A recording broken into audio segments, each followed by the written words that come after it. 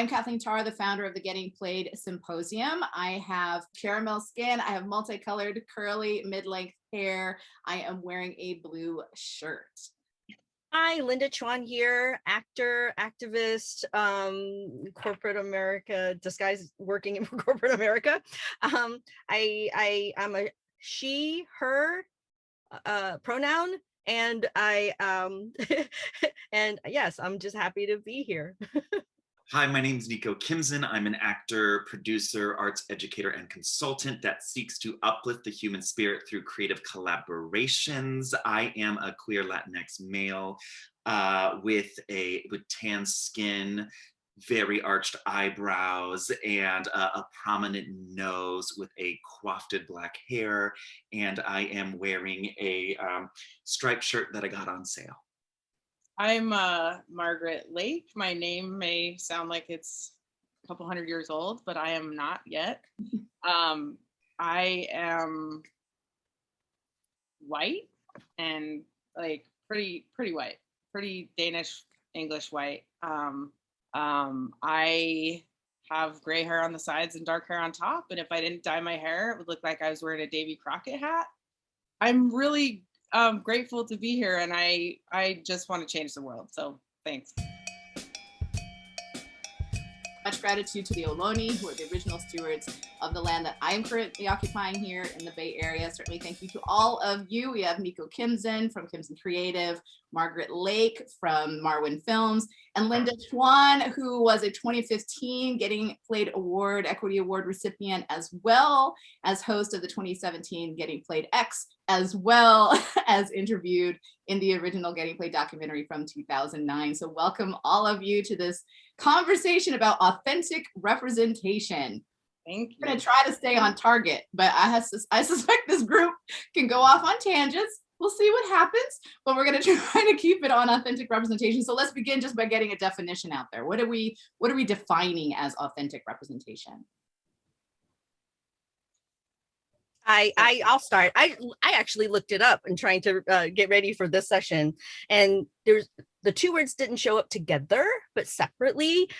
Authenticity, being real, being yourself, being the true you that you want to have the world see you as, and representation is exactly that. No deceit, coming forth with your truth. Thank you. That's what I think. Yeah. Well, and that's why we have a problem in Hollywood, because there's that no deceit part. Yes, exactly. Authenticity and deceit coming together doesn't really work in Hollywood. The word that kept spinning in my mind when I was kind of thinking about authentic representation was belonging, right? What's it all for? What's it all for? What does it get us to? What is the end game, right? Is that we see ourselves in our full complexity, humanness, and say, I belong, I see myself, I see my experience reflected. So there was the word of belonging, right? And as this EDI movement is moving along to create communities of belonging, right? Institutions of belonging. And I think it's like taking all the messy parts of being human, in this authentic representation. How do we show that in the most authentic way so people can feel like they belong? Yes. Excellent. Margaret, will you elaborate on why Hollywood is not very good at this? I've been thinking about this a lot I've been thinking about it my entire life, but, especially building up to this, this virtual thing that we're doing. And I was thinking, a few years ago, after working in a lot of industries in and around entertainment, I was thinking about when I would hear people say a lot, well, we need to get, an Asian for that, or we need to get a Latino for that, or we need to get a Black person for that. And I thought, the issue, there's so many issues with that, but I thought, why, if we're talking about representation, are there people making decisions about how people are represented that are not those people? And I think that's where the deceit part comes in for me. And I think it's almost like there's this, Emerald Castle, and it's like, well, we'll put someone in through that door that has that skill. or that has that story or that has that idea. But to me, in itself, that's problematic because it's someone else still pulling the puppet strings. And so I think a lot of representation and the decisions we're making about how people are portrayed and who they're portrayed by are still being made in a way that is discriminatory and calculative and irresponsible. I was thinking about myself because I thought, okay, I mean, only because I'm myself, and I thought, when I started raising money for this film fund, I thought I want everyone to be able to see themselves on the screen, and I want everyone to be able to tell their story. That was my simple, then calling it, a diversity and inclusion fund and all the iterations of that. And I thought, well, I'm just going to look at myself for half a second and think, when I was a kid, I didn't see anybody that reminded me of myself at all on any television. Like I said, maybe Freaky Friday, maybe like, what's the one with Blair and the girls and Joe on Facts of Life. But still, that was not even close. And I thought, one day one of my friends sent me a little cartoon, like this really angry, like gay gym teacher from South Park, that kind of had my coloring. And I was just like, is that it? I mean, people might say like I look like Ellen or whatever. I mean, the point is though, me being gay I don't want to be reduced to that's who I am, And so if I'm emerging through this wormhole of, representation, what does that mean? And me being, white and talking too much right now is I'm looking at it because I have to start with me and say, if I have an advantage or a privilege because I'm white, but I also have, I'm also a woman, I'm also gay, like, can I, instead of, picking people, can I raise money to say, here's something for you to have full creative? And then who mentors those people? Like, how do you make sure that they're successful? Because it's almost like, okay, you win the lottery, you got no experience in this, you have a great story, and, good luck. And I think that pipeline is really disturbing to me, because I think what we're trying to do is solve a problem by saying so-and-so should play so-and-so and so-and-so should play so-and-so. But it's much bigger than that to me. It's like, who's writing the story? Who's being included? How is that happening? And why is it okay if it passes? Or anyway, I know I probably went on way too long, but I'm upset about it. I don't see myself. I mean, people say, well, gosh, you look like Ellen. I'm like, I'm not a caricature of like a lesbian, Like, I could just make myself into a bobblehead. But honestly, when I first slept with a woman, the only thing that was different about me is I woke up and I rolled over and there was a woman in my bed. That's it. I agree with you. I fully agree with you. I think even for me growing up, I really had no one, to your point, that represented me. What we had, I think, Bruce Lee probably, and that was like when I first immigrated over to the United States. I was born overseas, but I get a lot of people still to this day, and Kathleen and I talk about this a lot. I still get people coming up to me asking me, "Where are you from?" Right, and I would say, "I'm from San Francisco," and then they would say, "No, where are you really from?" "I'm really from San Francisco." And to this, and that gets really tiring. But I think, to your point, Margaret, at the end of the day, I think, unfortunately, Hollywood is still about business. It's the entertainment business. They're still worried about making money. If we can get to the point where we don't have to worry about money, we can get funding and just do the stories that we want, get the writers who are writing their stories for their representation. Once we get to that, then I think that's nirvana, right? But until then, we're still succumb to this whole Hollywood image of what they think will sell. Yeah. Yeah. And so it's hard. And I think I'm hopefully optimistic. Over the last 10 years, even, I didn't think I would see these positive progressions. And it's still frustrating, yes, but compared to like in the 80s and the 90s, when, and in the early 2000s, when I was trying to actively be, pursue an acting career, I would walk into casting auditions and people would ask me to do accents. And I was like, great, I can do Southern accents because I grew up in Little Rock, Arkansas. I can talk like a Southern person. No, they meant Asian accents. And I grew up here. I can't do one if my life depended on it. It's terrible, right? But now I'm seeing more and more. And I think this time maybe is pivotal because of all of the social equality and social justice issues that are coming up to the forefront. And we're actually talking about it. We have not talked about this for decades, right? Kathleen and I were doing this back in the 2015s and 2009.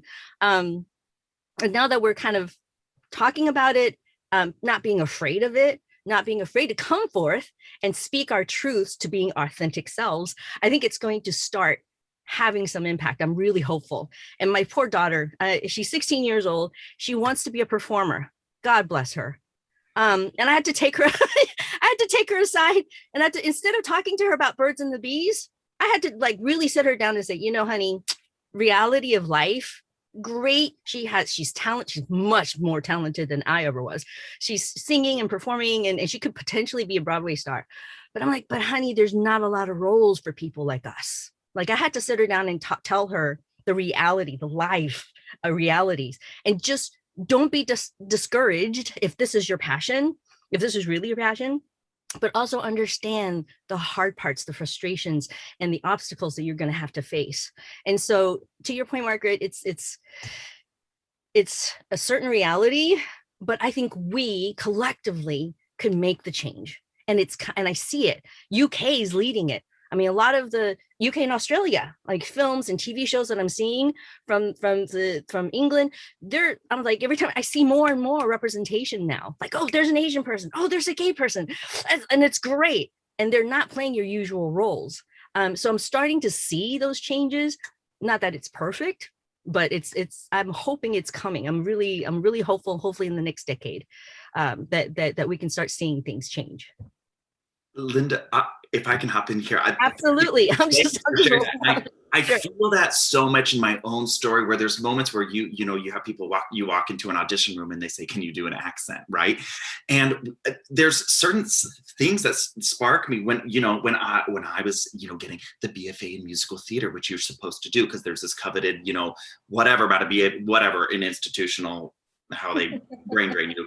But essentially, a professor coming up and saying, you could be these parts, you're a leading man and a character actor because of the color of your skin. Oh. And it was one of these Wow. Back then I was like, oh, great. I have two abilities and two modes in which I can navigate this, right? The brainwashing, right? And then it's being asked to, I've been in 6 productions of West Side Story. The reason in the performance world, I left a production of West Side Story as Bernardo and went into Pablo in Sister Act, the musical in Boston. And it was it was a young Latino man with a gun in a gang with a thick accent. Both of these roles written by white men 70 years apart. The narrative had not changed. And essentially, I made money. I made who I was with my performance resume doing those things for those white people because I was good at it, because I was trained in to be that funny brown guy, to be that, thug, as they say, with the thick accent and the gun and the gang with the anger, but also you know what I mean? So I made money off of that. And then there's some healing that has to come for us who played in that game, but now to heal, to say, that hurt me sometimes to sell myself in that way. So how do we heal in this process and come into authentic representation, say, I'm not that person. I am much more complex and I deserve to tell complex narratives, right? I think there's some of that is this generation, growing up. So hopefully when your daughter comes to say, that part of that talk I think is brilliant, is I wish somebody would have sat down with me and say, you don't have to tell that story. Yeah. I mean, that's the Hollywood Shuffle story, right? Yeah. That's the, oh my gosh, now I'm seeing what I'm doing. And there were certainly, I mean, there are people who have received the Getting Played Equity Award for turning those down, right? So, which is not to say, I mean, I understand the pressure, obviously, like, Robert Townsend portrayed it really well, but it's, being asked to be more gay and they're like, nah, I'm not going to do that for you. Or certainly Linda talked about it, but Linda and I have also talked about, I was fired from Menopause the Musical because the director told me to be blacker in a role that was described as a Condoleezza Rice type. And there's even an email from the producer, Jenny Linders. They fired me the day before Thanksgiving saying, in this email that says, this is happening because she refuses to act more Black. Yeah. Now, mind you, there were zero, and that includes government agencies from state and feds. Like, it didn't turn out, because I pursued it. Nope, not discrimination. Nope, not retaliation. Not for race. Like, they were like, oh, it's retaliation for union activity. But yeah, I know. So, I mean, and that was more than a decade ago, but I'm not convinced that people have evolved much or that the legal system has evolved much in that regard. And so I come at this, of course, having practiced law as well. Like when I first, and Linda and I, when we first met, because I was coming off of practicing law and I came into the entertainment industry and was like, what the hell is this? Like this, there are violations all over the place. I don't even understand what's happening. I was doing an audition, and I would tell you the product, but I can't remember. But they went into the audition. It was a white male, Black female who go into the room and they're just looking at couples. This is the audition phase. The Black woman comes out and then the casting agent comes out and says, are there any white women here to audition for this? Because the client doesn't want to see auditions with interracial couples. I mean, and this was a few years ago. So it's like, there are these crazy things that happen in this industry. So from my perspective around authentic representation, it's a lot of that, and I was, the one thing also that one of you made me remember too, is I was cast as the lead in a movie and they were looking for the romantic co-star and all that. And I said, well, all things being equal, can you preference an Asian male? Because Asian men so infrequently are cast as romantic, cast as sexual, cast as all that. I said, and again, I said, all things being equal, they let me go. They were like, okay, then never mind. And I was like, I didn't even demand. So anyway, so there's a long history of stuff like that. But when I think about, authentic representation from the lens of someone who's interested in law, it's like should be, I'll put it that way. It should be, you are not actually allowed to say, discriminate against people because of their demographic in a job. You're just not allowed to do it. There are certainly ways I think that you can preference demographics, right? You can say that in this role, if it's, a trans character or something, we prefer people who actually have, experience, inside knowledge, and that has to be demonstrated. So obviously what's going to happen is you are more often going to have someone who's actually trans cast in that role because you're demanding that. But there seems to be this shortcut now on the progressive side of things that just says, we're just going to have matching, which is not only illegal unless both liberals and conservatives want the entertainment industry to not have employment law apply, which seems to be the way that it's going, the way people talk about it, including the inclusion rider, right? So all of these things. Or are we really talking about authentic characters?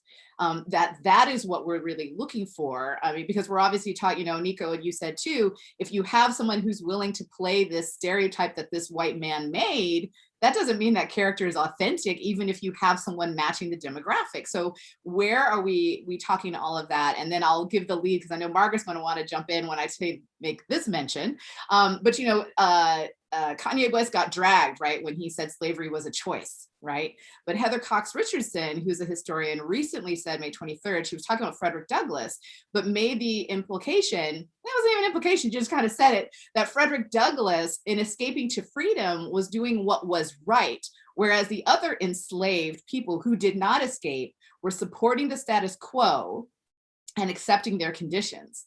This is a respected historian who's essentially just saying the same thing that Kanye West got dragged for about, if you didn't escape to freedom, that's a choice. So when we're talking about authentic representation, where are people pulling what they consider authentic from, right? Because I can think of a lot of movies of enslaved Africans where it is the one who's trying to escape they make that person seem intelligent, thoughtful, all of that. And then the other people who don't are made to look as though they're somehow dumb, not quite aware. And so it's like that type of perspective even though it's not authentic, but if it's said by a historian of some renown. Anyway, I could go on a long time. I'm gonna let Margaret jump in because I need to collect my thoughts because some things make me so angry and I gotta get myself centered before I speak some more. All right, Margaret, take it away.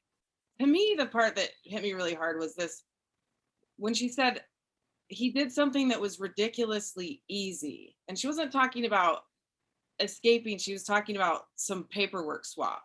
And as if, as if paper's like just at Staples, and can be gotten, I mean, I'm not going to go into that, but there was this like really washed part of it, like in your life, be the Frederick Douglass, like get on the train and get out of it. And I was honestly, I was so shocked that all these people were like, oh my gosh, this is amazing, da da da. Like, you as a historian doesn't mean that history is your filing cabinet.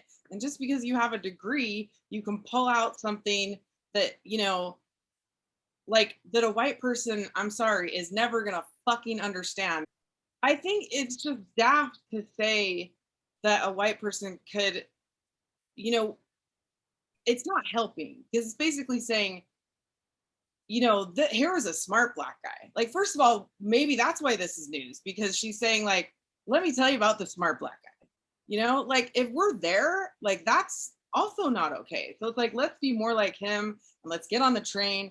And, everybody else was just complacent and laid down. It's like, but more and more concerning is the fact that she was unable to have discourse. The takeaway too, and how you're putting it, is that for authentic representation and to rely upon, like the inclusion writer, when they talk about historical pieces, that they're going to look at the data to figure out whether something is authentically represented. And there's this confidence interval, which is the quota, system that is illegal in the United States to do for employment. I mean, there's all of that. But I think it's also, well, what are you pulling from that is supposedly telling you what the actual history was? There were more than 400 women who went disguised as men to fight in the Civil War. There were women playing in the Negro Leagues. There were people of color on the Titanic. But if you use some historians' skewed perspectives of those times where they're not actually flagging those things, then if you make a Titanic movie, and remember that movie was supposed to be authentic, right? That was like, supposedly it was as long as the sinking took.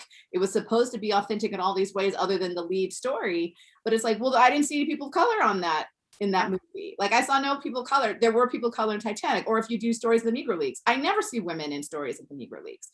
Civil War, I never see women there. And it's not really authentic representation if you decide it has to be this particular percentage of it, right? Gina Davis talks about this, where it's like, there aren't very many Fortune 500 CEOs, but that doesn't mean you can't put a woman in as the CEO in your movie. Like, that's not a thing. The fact that these are historians does not make them empathetic. It does not make them, like, they don't walk in our shoes. To your point, in terms of like, or even to Margaret's point, have them be on a plantation, have them be, under that whole slavery environment and see what they come out with, because they've never experienced it. You can never have the same insights or that same empathy or same experience unless you've experienced it yourself. And so these historians, people who are making these comments or whatnot, aren't taking that empathetic view. They might say they're being authentic from a data perspective, but even then it's selective accuracy. Yeah, it's authentic, or selective authenticity.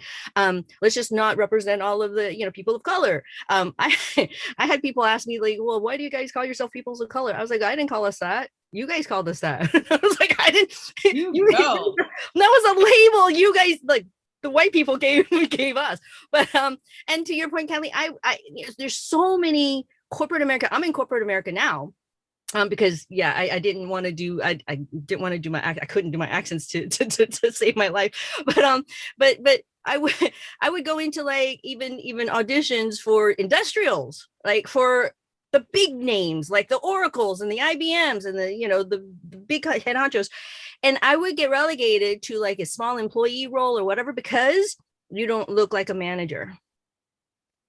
I am the head. I am the chief procurement officer of a company. I have a department of 70 Salesforce, 70 something people. plus outsource their 100-something people under me. What do you mean I don't look like a manager, right? And they're pulling it from what they think we should look like, what they think we should be acting like. As much as they try to be authentic, it's selective authenticity that feeds into what they want to see, not what we want to see.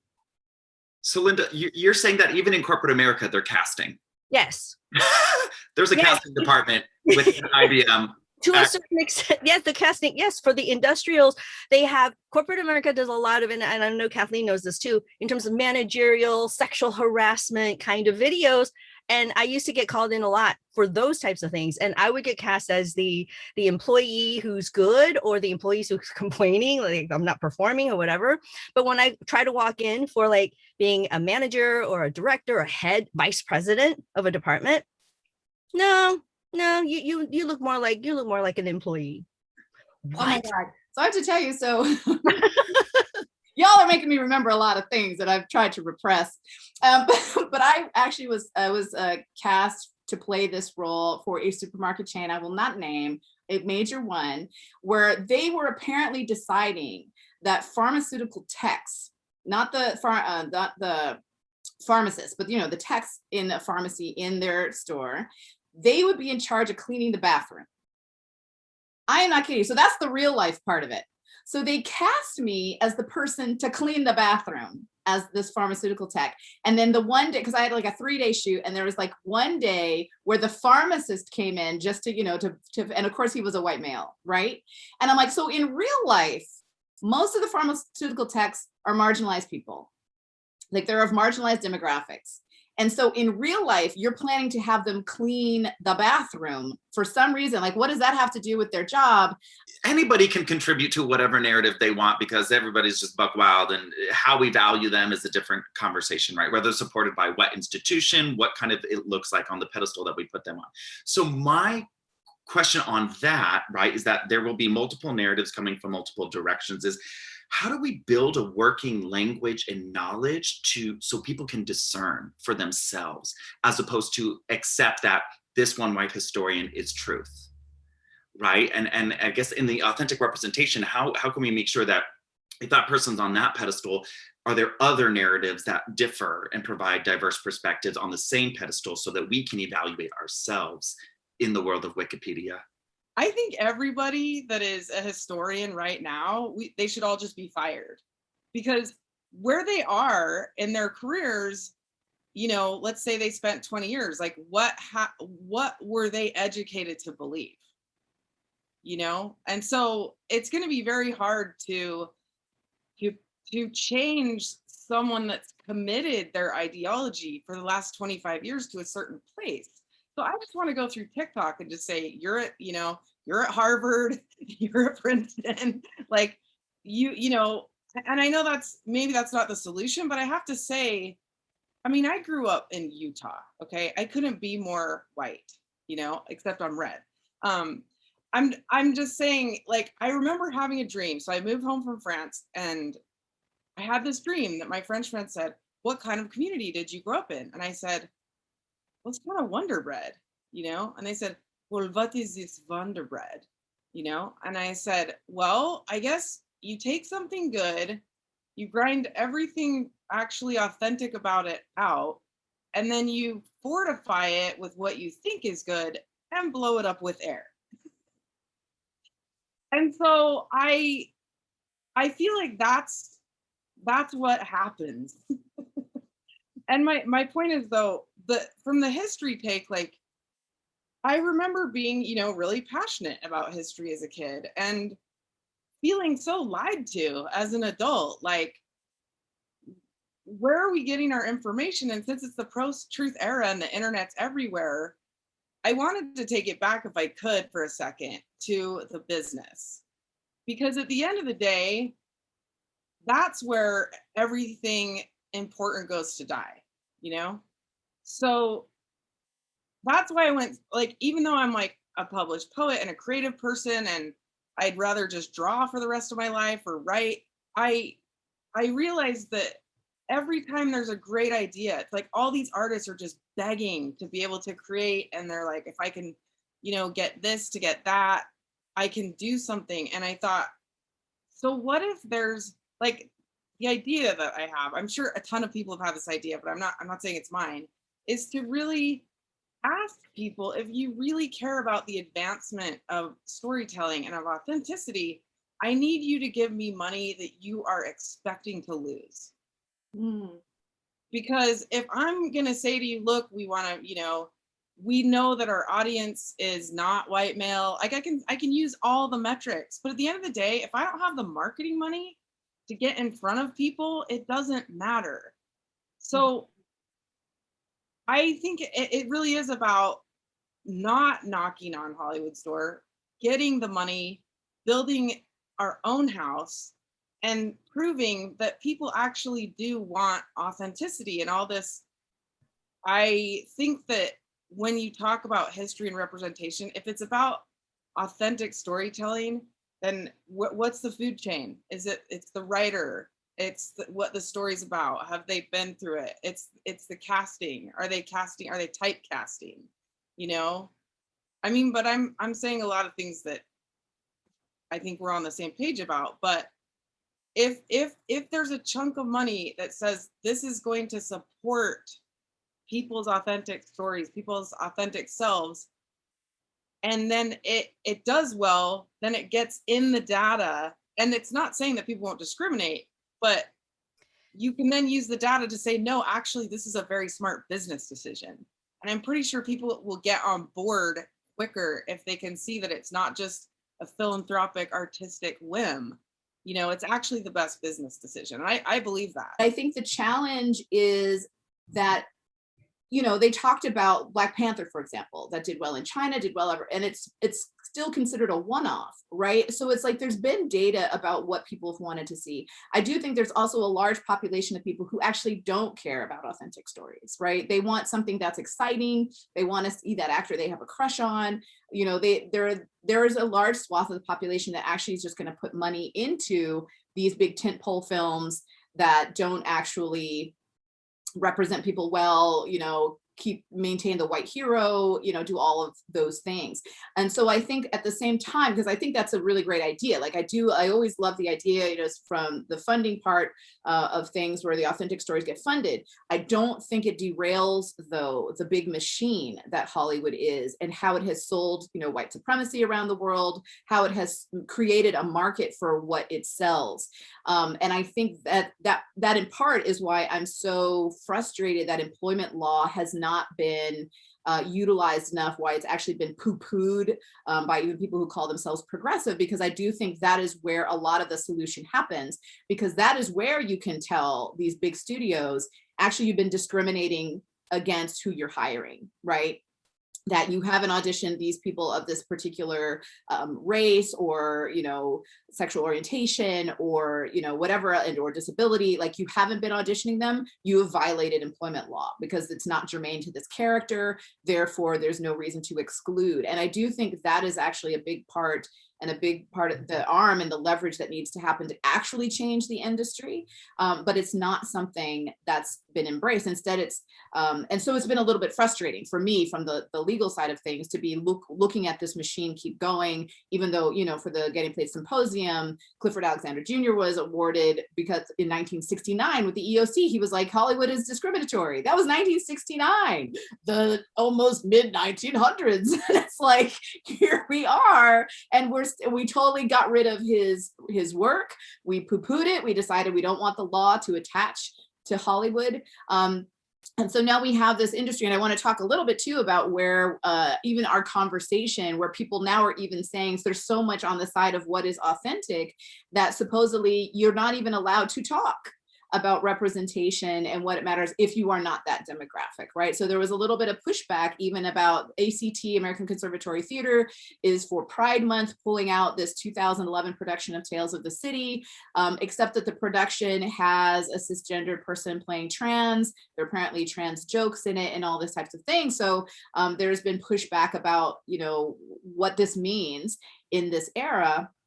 And I think, In theory, you can have a cisgender person play trans, but that's only if you've auditioned actual trans people and that person ends up being the most authentic for it, and that's unlikely. So the fact that you had someone means you didn't audition people who could actually do the role well. But that's where I go. I don't just go, it equals this.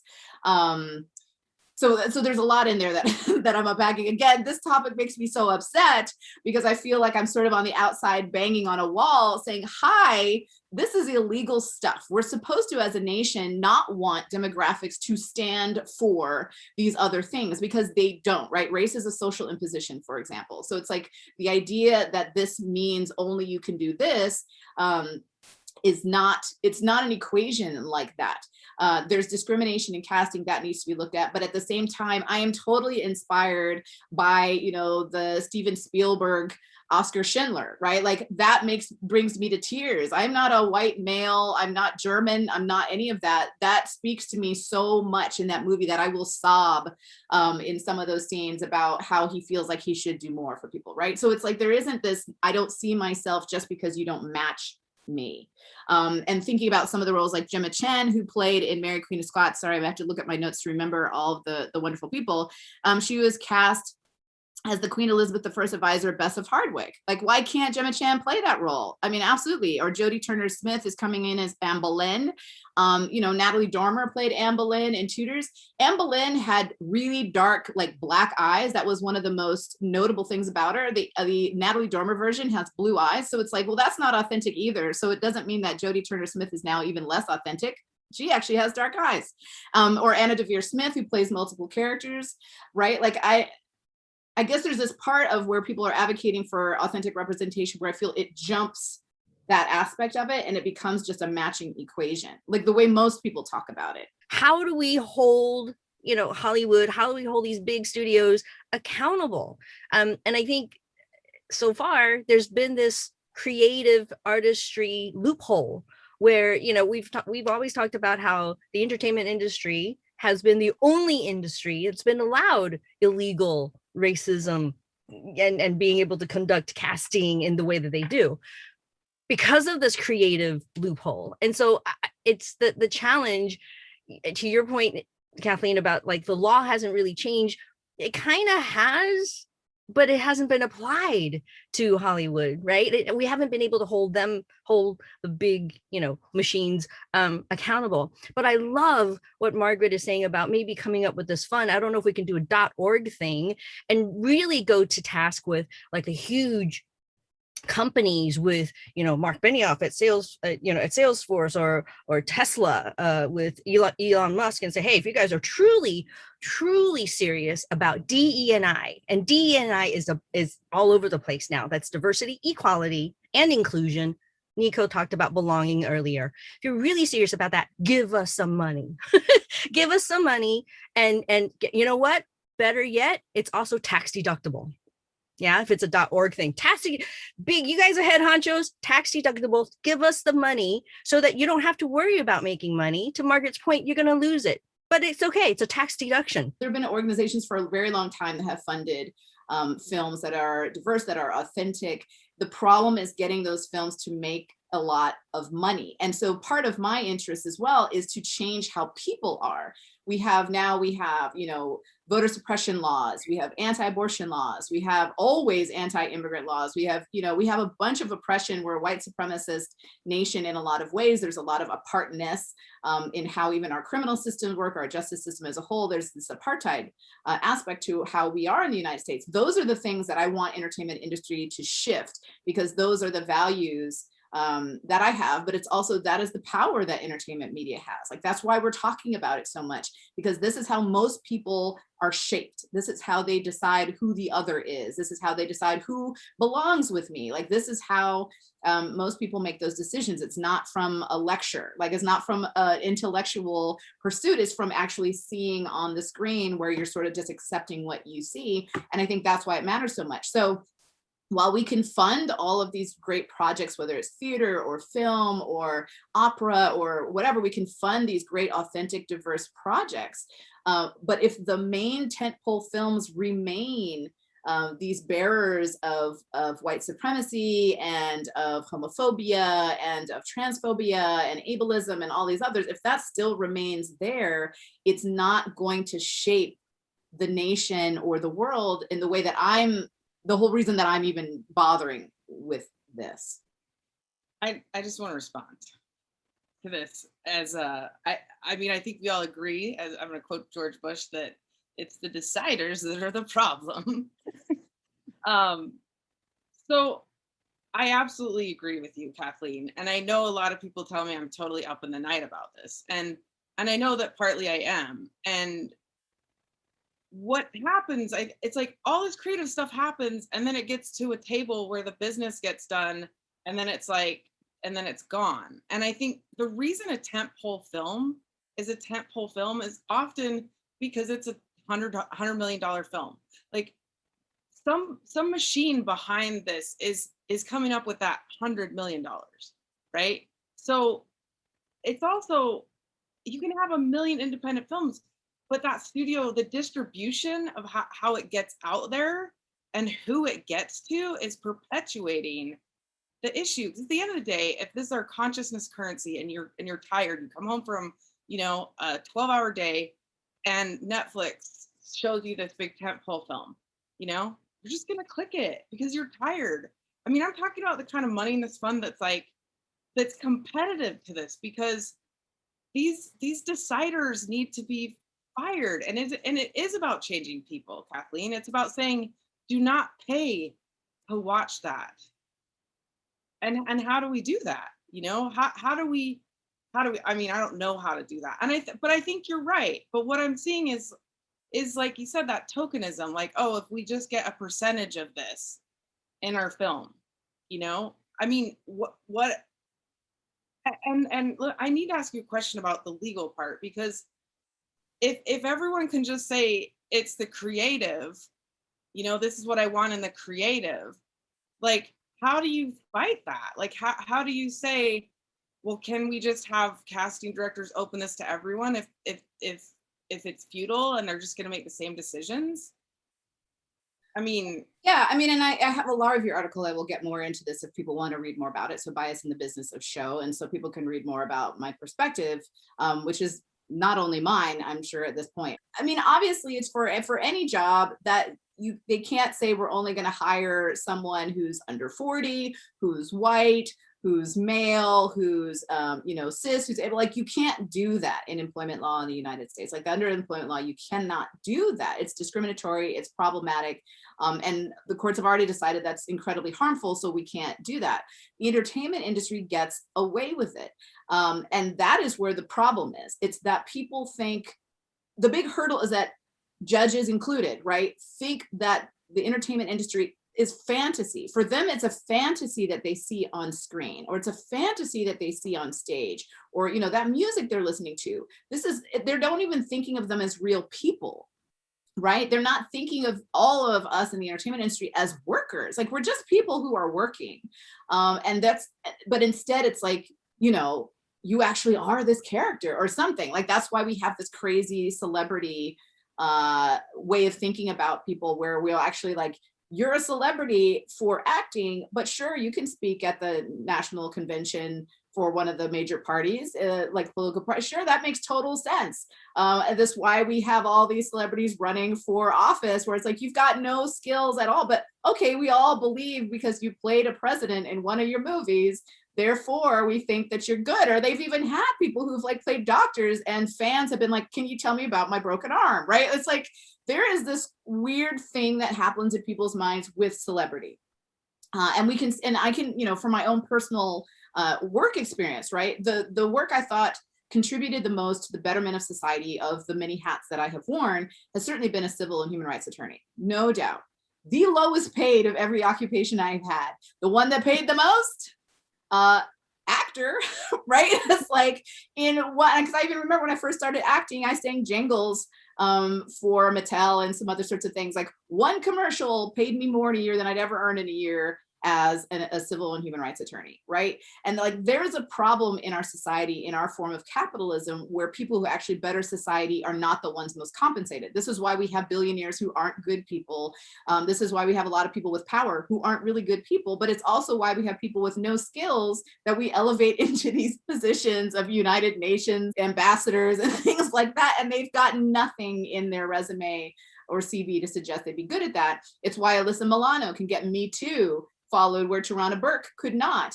And it's also in part of that is why people didn't follow Tarana Burke. It's not like she was doing her work in hiding. It's the reporters didn't find it interesting and titillating enough because they're worried about clicks and selling. Like it becomes this whole awful cycle of she's doing great work, but we don't have time to cover her.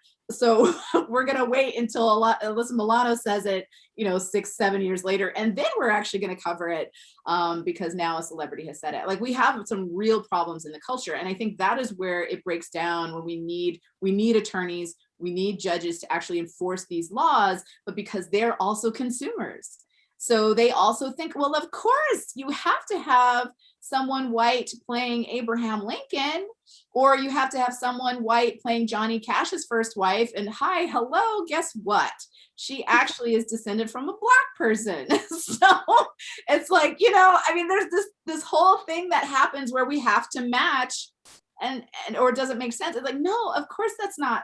It's all fantasy anyway. It's like, you're okay with all these other make-believe things that are happening in front of you. Like you believe we're out in space fighting aliens. You believe that, even for continuity, like someone had a purse on this shoulder, now it's on the other shoulder, but that's okay. Like you can handle all of that. You can willingly suspend all your disbelief about all these other fantastic things. But the thing you can't is that you're actually going to have a Black woman play Anne Boleyn.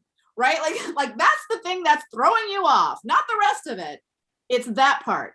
And I think that's the part where it's like, it's so obvious that you don't need an actor to match demographics. Why do we believe these things have to match? Why are we so able? And this is because it is progressives and conservatives, right? Why are we so willing to throw out these employment laws, these civil rights laws that have been so meaningful and so pivotal in our evolution as a nation?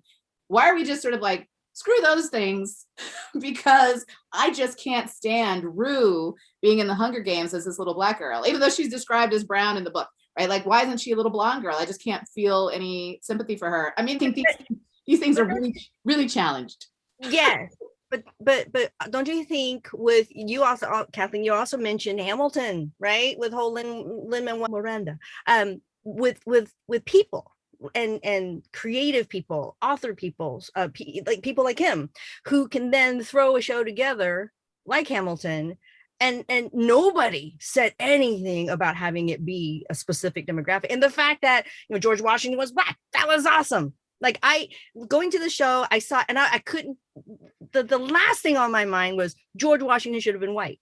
You know what I mean? So what about things, when we do showcase and when we do present, when we do defy what everybody else is thinking and have a phenomena like Hamilton happen, wouldn't that hopefully help move the change and the movement along?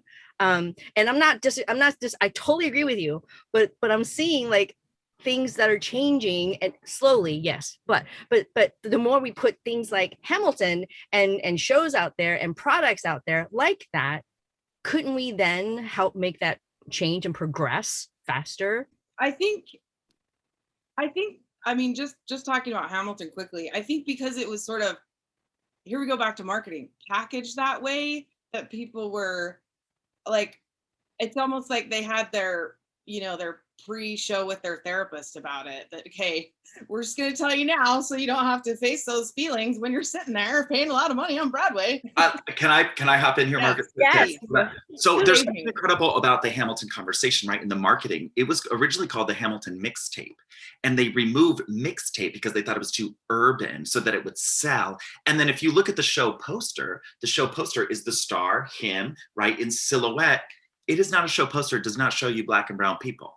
Right? So intentionally to dupe you to come in to then say, oh, you thought George Washington was going to be white or Hamilton was going to be white.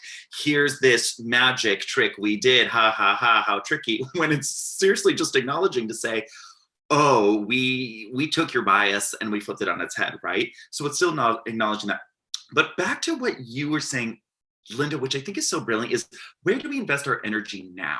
Because we're talking about two things. We're talking about reconstruction and we're talking about construction. Is it worthwhile to go after to reconstruct a system that was not created with us in mind, right? Or do we spend time doing your .org and constructing a new system and a new way of thinking? Because part of me says, burn it down, burn the system down. Don't spend time. You don't get to profit off of my creative genius to put a Band-Aid and make you feel better about the work that you're doing to validate but still produce white supremacy and transport it across the world. No, you don't get that. But what we can do is then create a new system. But is that enough? Does that create seismic shifts? Yeah, I mean, I think, Nikko, that's right. I mean, but I think it has to be in tandem, right? So I think that's the part that we're missing. Like the successful civil rights movements in this country have always been a combination of community getting involved, with the actual workers getting involved, with lawyers getting involved, right? So it's been this combination. So I think, yes, you make a new system, right? You make a new system, and then you've got to get the audiences to walk away and burn, as you said, burn down this old system. But that's the part that I think we're not, like, maybe we are not focusing enough as a campaign, is to get actual audiences to reject, right? Reject that, come over here. What do you think, Nikko? So part of that, which I think is brilliant, and hearing all this legal term is something that I've been sheltered from. I do not know, right? And shouldn't this be part of the conversation in all this DEI, which is kind of acting as professional development for white people? So I don't know why we're throwing so much money at it. But B, like, shouldn't Kathleen, you building the case and that being implemented to say, hey, if we're looking at a culture shift, policies uphold culture. You know what's upholding white supremacy is the legal pass that Hollywood and theater get, right? But if we're really looking at it legally, and what Linda was talking about is, here's the accountability. Legally, when you do this and you cast in this way, you're going to be held accountable to the law, right? Like every other industry. Right. So I guess, is that part of this DEI wave, these Band-Aids to the larger issue, is do we start educating people so that when casting notices come out, be like, gotcha ass, going to take you to court. You know what I mean? So that you know the real life ramifications of your practices. And I think what's really interesting is, if I recall correctly, it was actually Actors Equity that came after a audition listing for Hamilton that said non-white, that they came after that. But they haven't been coming after the other listings. Like, they haven't been coming after the other way things have been cast, but they were like, you can't have a listing that calls for non-white characters. We don't have the time to talk about Actors Equity right now. Let me tell you, because I will go for their wig so quick. Like, I feel myself getting more and more red, like, as this goes on. I can feel my blood pressure go up. And for me, it's because I just think about little kids and what they grow up thinking about themselves. Like, my dad came out when I was 11 and I was horrified, and I just thought, this is the worst thing that's ever happened, and why did I have to feel like that? Why does anybody have to feel like that? Like it's the worst thing that could happen. I just wish, Kathleen, when you were talking about tentpole films, I just thought, you know what? That's it. I'm going to find a way to buy all the rights to the tentpole films and just recast them and do them better.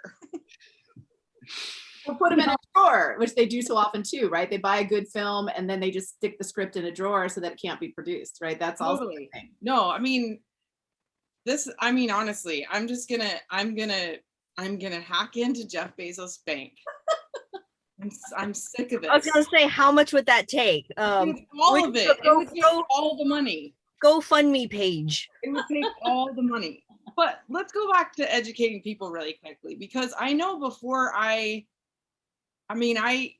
started volunteering at Sundance because I just wanted to watch every single film, and they were like, wow, you're the best volunteer. You even come when you're not on your shifts. And I'm just like, yeah, because I just want to watch movies.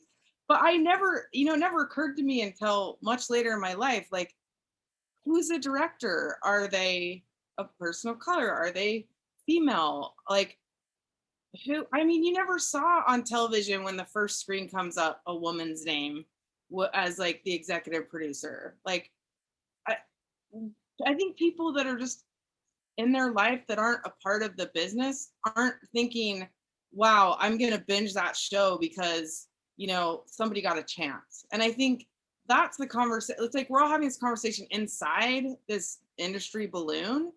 But if people don't know, I mean, everybody's faced some kind of, I mean, not everybody. I'm saying at your job in the world, you face, you know, opposition or discrimination. But when you come home, at least for me, I'm in my home, I feel safe, I'm watching something. But if we fight, if we have to, if we're going to fight for this, it's a question of how do you get people to care about saying, this is what they're doing to people, this is what is happening.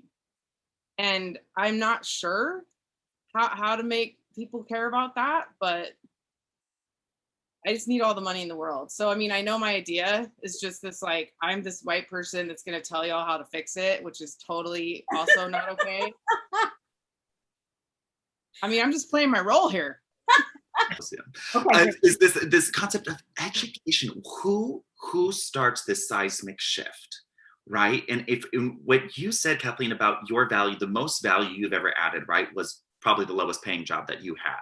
And so it talks about the valuation of how we view these things. And when I look at that, there's no greater example than education and teachers and our valuation of those people. And those are the people that are going to create, you know, as Margaret, you were saying, this change, to change the mind, to shift the culture of how we view and connect the dots for, you know what I mean, for all these kiddos growing up to say, this is what leads to further perpetuating these systems of oppression, right? Let me teach you now so you have the critical thinking strategies to then dismantle that and then build this new system. Because we talked about it last time, right? Netflix, this $100 million going to DEI, that's for how many people working within one single system that's thinking way too small, right? It's how do you build up this whole new culture? And to me, it's looking at the education system and what role it plays in building the generation that ingests this content after their 12-hour work days that just says, I don't care, right? How do we build up the new wave that says, I do care, dismantle the old system and let me have the critical thinking,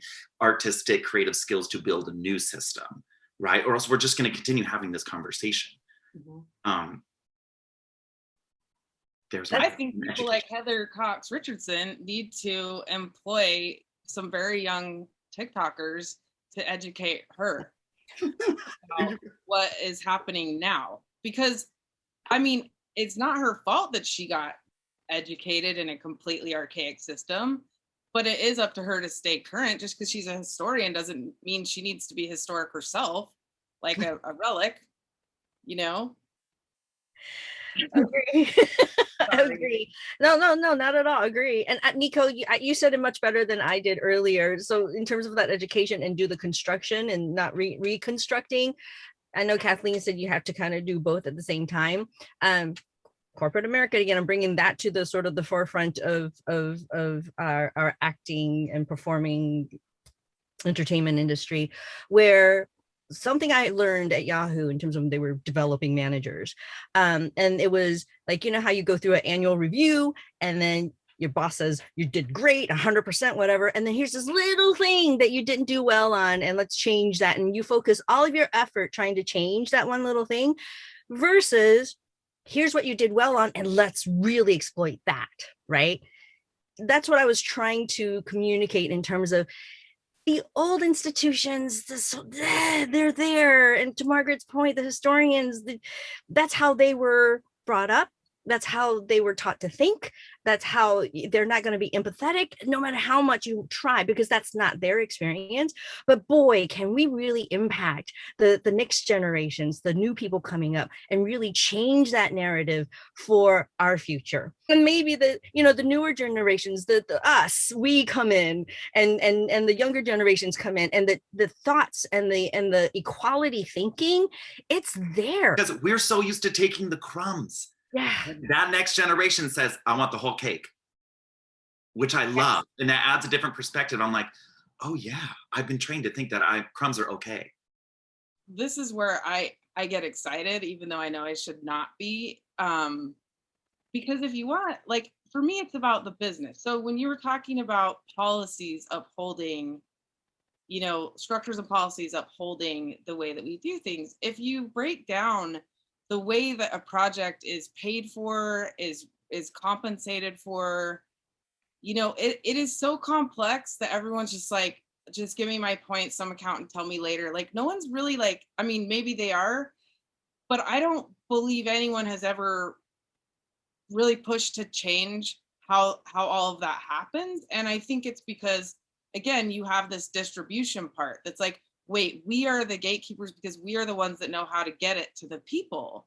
But I disagree with that now, and I especially think with COVID, there's an opportunity to figure out how your daughter's generation is going to respond to this archaic medieval structure, because artists aren't getting paid, you know, creators aren't getting paid, financiers are getting paid. And, you know, it's sort of like the Lyft to Uber, like, is there a way to bypass and to get directly to an audience without feeling like, oh, well, if I don't go through this huge thing, you know, it's not gonna, no one's gonna see it. Like, is there a way to deconstruct that? I mean, when I was coming up with this plan, part of I think the issue is when you make something, there's like no budget for taking it somewhere or taking people out to dinner or flying people places. And so if there's like a nonprofit arm even to sit with that corporate part that says, hey, we want to put $500,000 towards you selling this. You know, that money's not in a film budget, and it's not in a marketing budget, and it's not in a distribution budget. So it's like, well, if you're lucky, you can fly your cast to a film festival. And so everyone just gets so excited about getting the money to make their story. But it's like you're making it in a cave, because no one's ever going to see it if you don't. I mean, and maybe this fund is just the money to market things that have been made, you know, and just to put them out there. But is there a way to just, you know, make some kind of deal where you get directly to the who you want, and we bypass the decider? Because really the decider here is the viewer. And how do we get directly to the viewer? We all believe there's still this mysterious pipeline, you know. And I don't know, it's just a thought. And I still want to talk about, Kathleen, about representation. Like, you can't talk about it unless you're it. Like, we've gotten so progressive, and then we just went like medieval. Yeah. Like, yeah. And I think there are a lot of things like that where we're sort of backtracking a little bit on what it means to really have other people belong. And so certainly that's one of them, right? Because we want people to be speaking to issues that make them uncomfortable. Certainly, I mean, we're asking for white people to speak up to support anti-racism. So that is definitely, we're asking them to speak about something that they're not a part of. I just think so I definitely think that derails it. And just wrapping up all of it, because I want to say thank you so much to all of you for participating in our first Getting Played after party. But from what everyone's saying too, I think in part we need to think about where we want to go, what do we want it to look like, and then reverse engineer it. What actually gets there? What is the strategic plan now to get to this place that we actually want to go?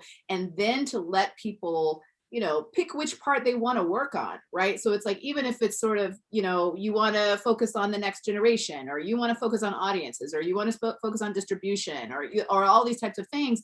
I think once we actually have a plan for it, then people can add where they want to add to this equation.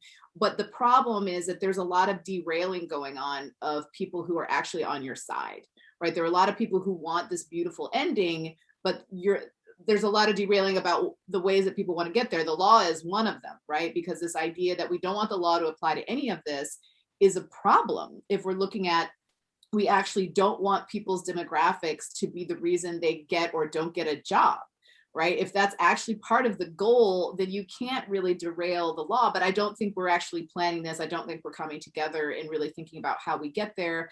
It goes to, you know, obviously what all of you have been saying about leveraging audiences too, to be more invested. So I do think there's a lot. But I think as people who are supposedly on the same team, I do think we actually need to come together and have these very serious and honest conversations about how it's like your work is derailing what I'm doing, right? Or this part is missing, and even the voices, I was always hoping, of course, that there'd be more. I want to represent the voice that thinks, no, we actually do need to have the representation that way, where it has to be matching, right? We have to have those people in conversation. We have to have the people in conversation who say, no, I don't want you talking about this issue. You know nothing about us without us, or whatever that is. Like, they need to be in that conversation. We all need to be in that conversation so that we can actually come together and figure out where we're headed and what is actually the way to get there. And I'm not sure we're there yet. I love, though, and that inspiration and vision, right? And I look at like the through line of it, and then those people that can affect change in that way. Because I immediately, and how it's all connected, the synapses in between, right? Of how, if I were to take the slice of education, how is that then connected to distribution that Margaret might take that slice? Because I'm finna see Margaret change the world on this distribution model and bypass all these but like, how do we build the on-ramps to say what I'm doing is connected to what Margaret's doing, is connected to this whole change in creating a new system, right? And how do we hold space for each other in that, as opposed to be in opposition? I totally believe that's the way, Kathleen, for sure. Any last words? I think also, Nikko, to what you're saying, and Kathleen, I feel like there's a lot of, oh, we're doing that. Like, we, like, oh, we're taking care of that. Like, there's some blanket, like, oh, we've got that covered. And I think you're right about the reverse engineering, because there seems to be some competitiveness about, like, oh, we're the most diverse, or we have the best program, or we put the most money. I mean, my favorite was when I read this grant that was like, so it was like in Hollywood Reporter, it was like, so-and-so is giving $30,000 to a woman director. And you're just like, that's like for jelly beans on a craft services set of a tent pole. Like, what are you talking about? Like, and you're getting a press release out of it?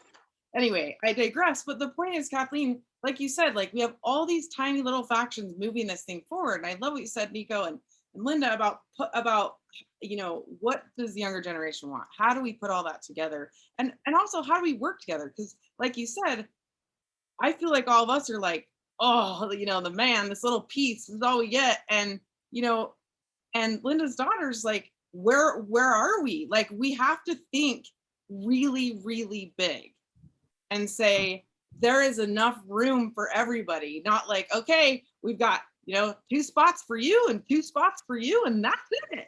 And nobody gets to see someone. So anyway, I think this might be the beginning of something much bigger. I absolutely really feel lucky to be in all of your presences, and just honored to even be here. Yes. Thank you. Me too. Thank you. Yes, so maybe for next year's Getting Played Symposium, it should really be creating the strategic plan to bring, if the people will come, because I've invited some people who seem to be what you're talking about, Margaret, where they want to take the glory. They're not actually wanting to be part of the process. So that may be difficult to get them convinced to participate. Old guard. But I do think it's like, maybe next year's symposium really needs to be more than an exploration, needs to be some hashing out of what is this goal, what is the path to actually get there, what are the components that we need, and who wants to work on which part, right? And how can we support each other, rather than the hamstringing of each other, or just the complete lack of understanding and stuff. Even today, we get lumped into one big Asian group. Oh, of course. And the other day, my daughter calls me, well, she's upstairs and doing her Zoom classes. She calls me on my phone.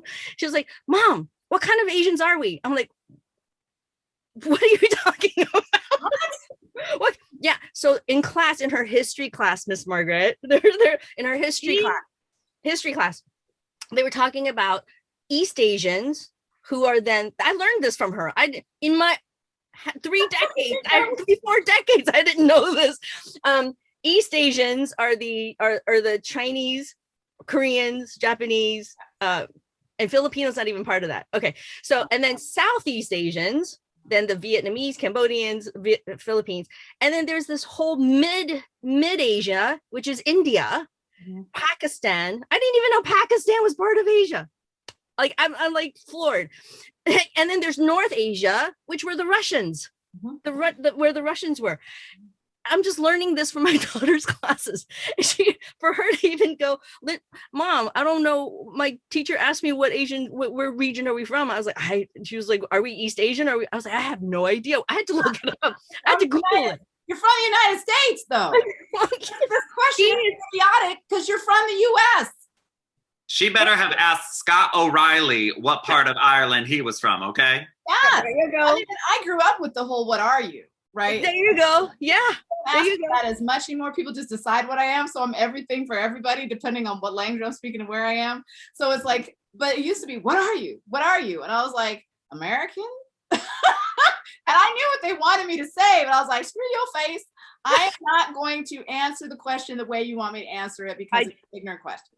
Totally. I do that on purpose too. That's why I go, well, where are you from? San Francisco. What they really want to know is where my ancestry is. That has nothing to do with where I'm from. Oh, well, Arkansas before San Francisco. Yeah, there you go. Yeah. And my daughter, she was born here. Like she was born here. She's American. So yeah. But for her to even call me up and ask me that, I'm totally like, why is your history teacher going through what? I don't understand. Tired. It gives me a rash. It gives me a full body rash. I'm saying the expectations people put on you, because I've even had someone who was represented by my same agent. I was getting sent out on all these castings for lesbians, which was fine. But then there was some point, I guess someone figured out I wasn't a lesbian. And then they were like, oh, I thought you were a lesbian because you don't seem to care about how you look. That's literally what they said to me. And then I know, I'm not kidding. I was like, oh my God, there's so much wrong with all of that. And then the day, I was pissed back in the day, and it wasn't because being called a lesbian is not an insult. I said, but deciding that, people who don't care about how they look, that if a woman is that, then therefore they're a lesbian. I mean, that's like all, and I'm like, and then you're telling me I don't care about how I look. What you talking about how I look? What you trying to say about my look? But then back in the day too, I was a track athlete. I was a thrower. I was strong as hell, right? I could squat over 500 pounds. I had like big thighs. I had 17-inch arms. And when I had that look, that was a whole different world experience, because people were trying to figure out, is that a male? Is that, whatever? I mean, that's like that whole sort of a thing. And the way people want to categorize you, Linda, something you said made me think about, I feel like some of the reason people get so mad at me in my advocacy is because they've decided, they see, it's sort of the metaphor. They see me walking down the street. This is Jim Crow, right? And they're expecting people to cross the street of a certain demographic. Like, you're supposed to cross and let me walk here. Or they're like, oh, you look like the type who won't cross the street, or, blah, blah, blah, blah, blah, or move on the side of the sidewalk. And the way they look at me, and because of my appearance, because of my diction, because of everything, they think I'm going to be more cooperative. And so part of what they get so mad about is that I'm actually, I'm like, I'm not crossing the street. Right? I'm not moving on the sidewalk for you. You actually have to give me space. Like, you actually owe me the same courtesies that I'm owing you. And I think that is why people get so angry at me in ways that they don't necessarily, if someone does the exact same thing, because they've decided, but you were supposed to be one of the nice ones. And so now you've upset me because you didn't turn out to be what I needed you to be. Honey, I learned how to talk about wine and cheese so I could mingle with these white people and hoodwink them. Robin Hood, these motherfuckers. Absolutely. They deserve it. Like, honestly, I was just thinking, Kathleen, you just need to carry the Hamilton poster in front of you and everything will be fine. I mean, and can I tell you guys, just this is just an aside, how many times I have been called sir? Like, so many times. What? And I'm always like, people, the ladies, like, what? Margaret, you said you wanted to say last word before we let everybody go. Oh, right. I wanted to know, so here we all are, right?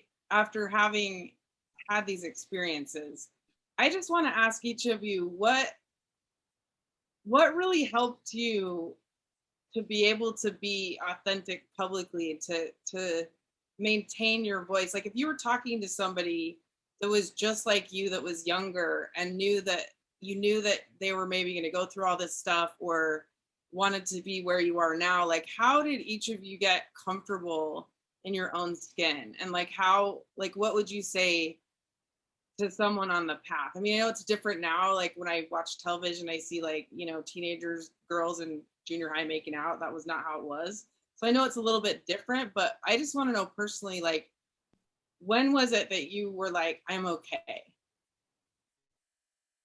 Or were you never not okay? I mean, I wasn't, so.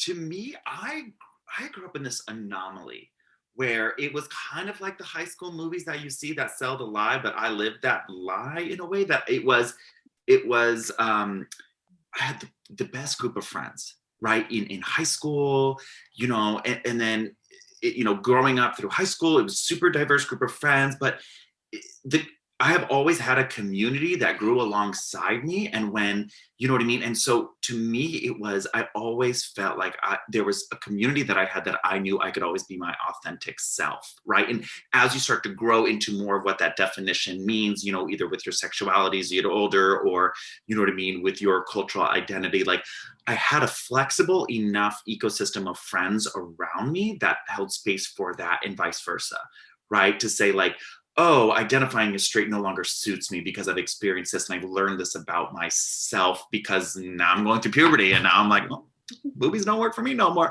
right? You know, and so it's this, I was very lucky to have that community. And I guess that's the only thing that has allowed me to be as weird as I am today, is that I had weird people around me that we also kind of had this unspoken truth of like, I see you and we're going to do this together. And the ones that weren't on that train, bye, bye, bye, bye, bye. You know what I'm saying? Like, so for me, it was a gradual, slow process, but having a couple of those core people that you could trust, right? To I'm thinking about this, or that was just always a thing. And it's my number one thing I'm always thankful for every single day, that I've always had community to explore that with as we grow. I don't know if that answers your question, but yeah, that's what I was just responding to in your question. Kathleen, Linda? I can go. I would say I'm still working on it, Margaret. I don't think I've ever. Oh, don't get me started. Okay, I'm getting emotional. High school, always picked on, and I didn't feel belonging. I'm sorry, I'm getting emotional about this. This whole anti-Asian hate that's going on right now really impacted me, because like I said, I'm still evolving. I'm still trying to get used, not get used to it, but get over it. But because of what's happening now, I'm feeling more confident about coming forward and speaking. And so that's why when Kathleen asked me to do this webinar, I'm like, yes, absolutely. Anybody who's willing to hear my story. But I also had to, not only just the American piece of it, but I also had to fight my Asian culture part of it, because my parents were immigrants and they were always taught, they've always taught me in terms of like growing up, keep your head down, don't make any waves, don't speak up, because the nail that's sticking up from the board get hammered. And so it was a way of survival. So growing up, we've always been told, shh, don't say anything, shh, even if it's racism. I was the only straight A student in high school that's always sitting in the principal's office for detention, because I'm always getting in fights, and it's all but it's always I'm defending myself, right? And luckily, to Nikko's point, I had enough people. Even the principal of the high school, he was Black, God bless him. He totally understood what I was going through, and he was very supportive, even though I was sitting in his office all the time. And so supportive, like leaders like that, made an impact on me. I defied my father. At 17, 18 years old, we moved to from Arkansas. After I graduated, we moved to Texas. Back in those days, 90s, 80s, 90s, rednecks. I mean, total rednecks in Dallas, Texas, of all places. And I said, you know what? I went to SMU, got a scholarship there, didn't like it. I didn't have the right last name. It was for the Rockefellers, the rich, old money. who is this Asian person in school? And I was like in double E major. I said, nope, I don't like it. I hate it. It had a bad experience. Decided to move out to California without my parents' blessing. My father basically disowned me for a couple of years because that was not something an Asian girl, an Asian woman would do. And so even back then, I was already sort of rebelling. I guess that was my rebellious. I didn't drink, I didn't smoke, I didn't hang out with boys. I moved out on my own, and just kind of did things on my own.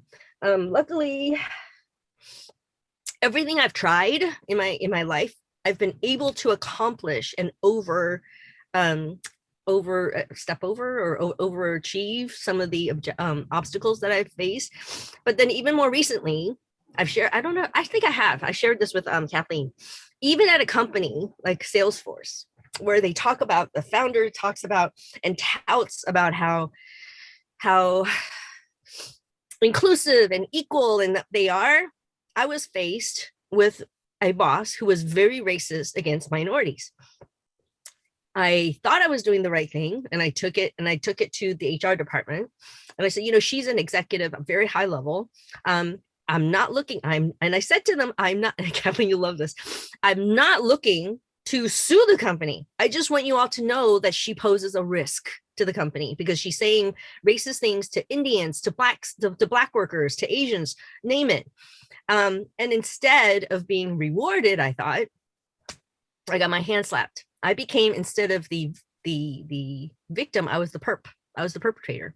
And so that impacted me tremendously. I will always tell people my experience at Salesforce in the last 2-3 years there caused my cancer, because I was in such a toxic environment. And then when I left, I decided to leave. I was like, okay, I outlasted the person that was above me, the manager, but she got promoted. Even after all of that, she was promoted, she was rewarded, and so on. And I was like, okay, this is not, I'm going to leave on my own terms. And that's when I found the other job at Thomson Reuters. And so even throughout my corporate America, Mr. Nikko, I continue to either face certain amounts of racism, and I continue to try to fight the fight as best I can. And so it sometimes feels kind of lonely. And I'm sure Kathleen probably went through the same thing with your law firm experience. But now coming to at Box, I'm at Box, and I head up this big department. The sense of belonging and finding the right environment that will be that support system for you. I think I found it. I'm continuing to learn to speak my voice or speak up for myself and now, especially with having children or one child, I find that if I want to be a good example to her, like, you don't have to take it, don't be a victim. And I keep saying that over and over again. And so even now I'm still trying to find a balance, or that I don't want to accept things as they are. That's why we're here. But also find ways to figure out how do I fix it, or help be part of the solution, help to try to make it better.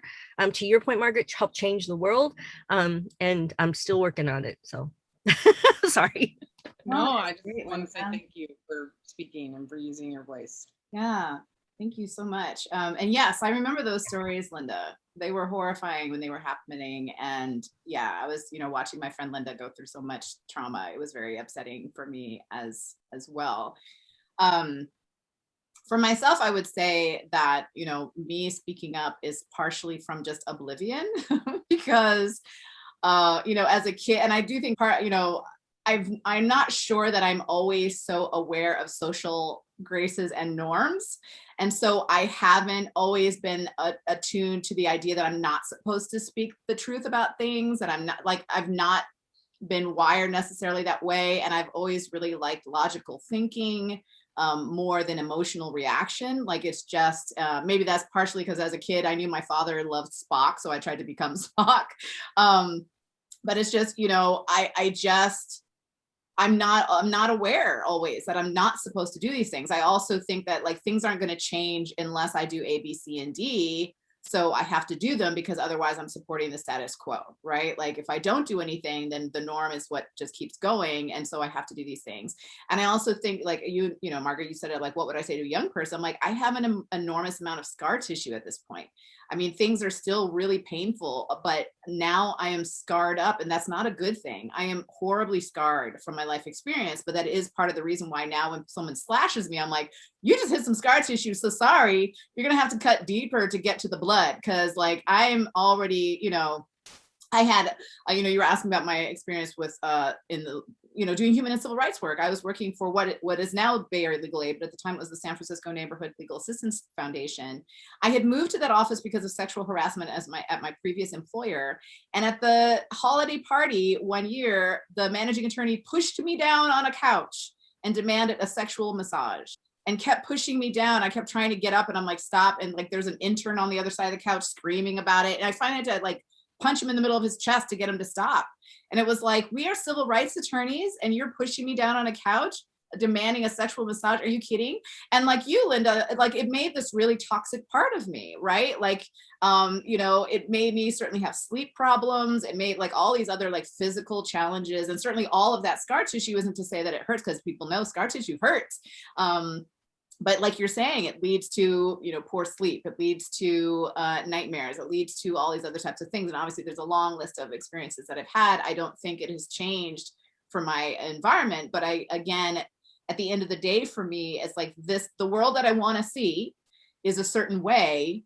And the only way that's going to happen is if I contribute in part to what needs to happen. And there's no other way it can happen.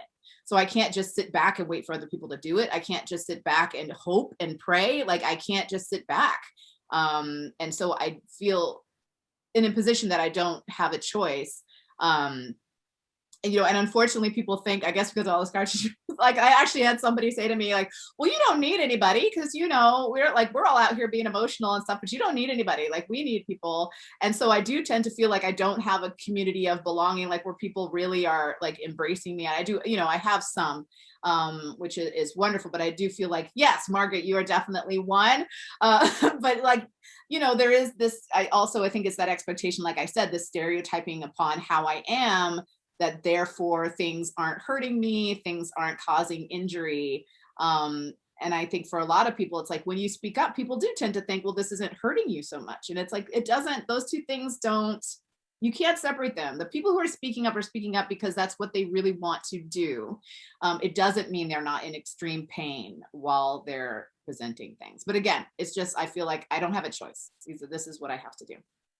Margaret, beautiful question. Thank you. And thank you to all. I think all those perspectives are so, I feel seen and heard in that trauma that you talk about and those nightmares and the sleep and how that affects, but informs progress, right? Informs the why of what we do and how we show up. And in the conversation of authentic representation is that all of that is coming with me when we come to these meetings to speak. Right. And will inform the way that I show up into a room to affect change. I'm so thankful for all of you. And I'm looking forward to the next conversation we get to have. Thank you all for staying, like you're an hour over. So thank you all so much.